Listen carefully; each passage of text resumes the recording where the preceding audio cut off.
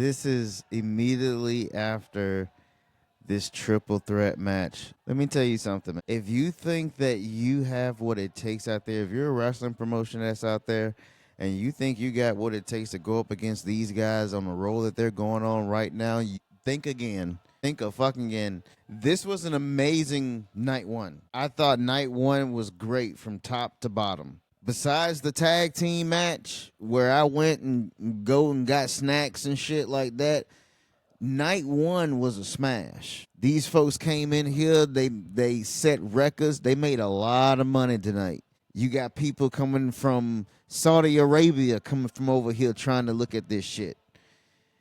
The atmosphere was amazing. The wrestling in the ring was great. You can tell that they were planting seeds going forward. Like, WrestleMania is what it is. It was what it was. This place is a well-oiled machine. This triple threat match to close this show tonight was absolutely amazing. Heartbreaking for Roman Reigns and CM Punk. This is his first WrestleMania main event, and he had his heart broken by Paul Heyman. When I came into this thing, I said, and to myself, I was like, man, what can you do to end this match off to add so much intrigue going into the summer and SummerSlam?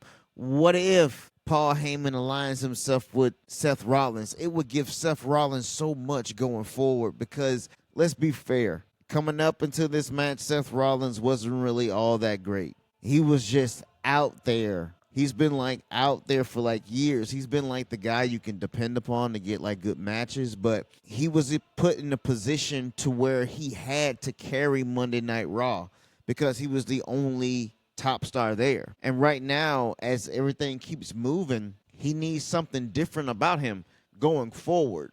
This adds so much more to Seth. And I get it now. Paul Heyman can make anybody go to the next level. The next level. If you're with Paul Heyman, then you are up there with the upper echelon. Because Paul Heyman has been there. He's seen it all. He's done it all. His wisdom is something that anyone can like take and like make themselves better. Look at Roman Reigns tonight. When this man came out there by himself, he just had aura around him. They had all these little LED screens coming down of his whole fucking family. That shit was a marvel to see. He came out there with CM Punk and you immediately went back to 2012. Like, you can't tell me that Paul Heyman doesn't add to anybody. Now, I think this is going to add something much more to Seth Rollins. He needed this. Seth Rollins needed this. This doesn't hurt anything with Roman nor Seth, but this tells a story. The heartbreak of these two men, what is it going to lead them? It's going to lead them to SummerSlam. When is Roman going to get his get back from Paul? Then everybody's going to be like, Paul, man, you fucked him over. This is only going to make Roman even more of a babyface than he already is now because people can sympathize with him right now because he had a shot to take on Seth Rollins tonight. He's been wanting to take this shot for 10 fucking years, and then he got it ripped from him. And it was like, oh, man. Listen, the night one of WrestleMania was amazing.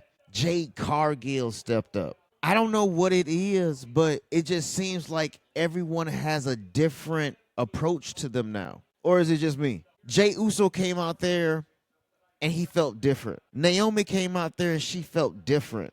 Tiffany Stratton came out there and she felt different. These people felt different tonight. They felt like they belonged there. Not just because Tiffany won. Not just because Naomi had a cool theme music and she got a whole new look. It's because you can tell that they have elevated this. Jey Uso needed that match. Now, I've been very critical of this because Gunther's my dude. Gunther's my boy.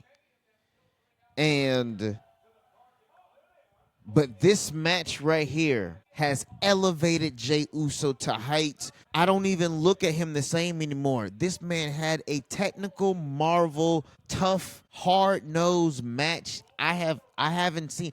Jey Uso hasn't had a match like that since he probably faced with Roman. You can tell that Jey wanted to silence everybody who say that this man had 3 moves, and I am one of them.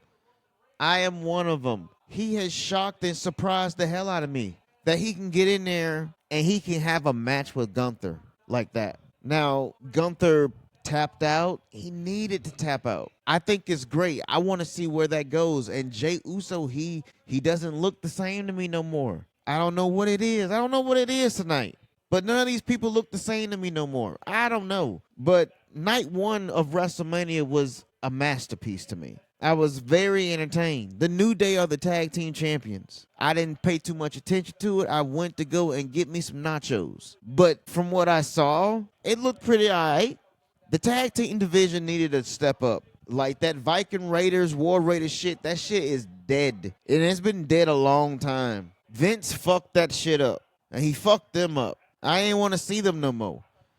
And Triple H tried to bring them back with the War Raiders, changing their name, giving them the tag titles. But it ain't the same no more. Yes, they are a great tag team. But it ain't the same no more. So the New Day is something new again that you can go with because they're heels. They need to rebuild that tag team division, and they need to do so ASAP.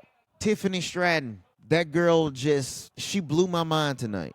How she can stand within the fight because Charlotte was coming at her. That match was great. Awesome. They went nose to nose, toe to toe. It was the match of reversals. Numerous Uno cards thrown out in that match. Everybody was reversing everybody.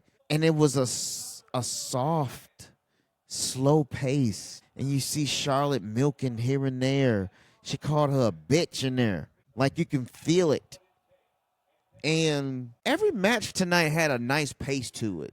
It wasn't rushed. It wasn't forced. You can tell it was very relaxed. It was different. I don't know what it is. It was different.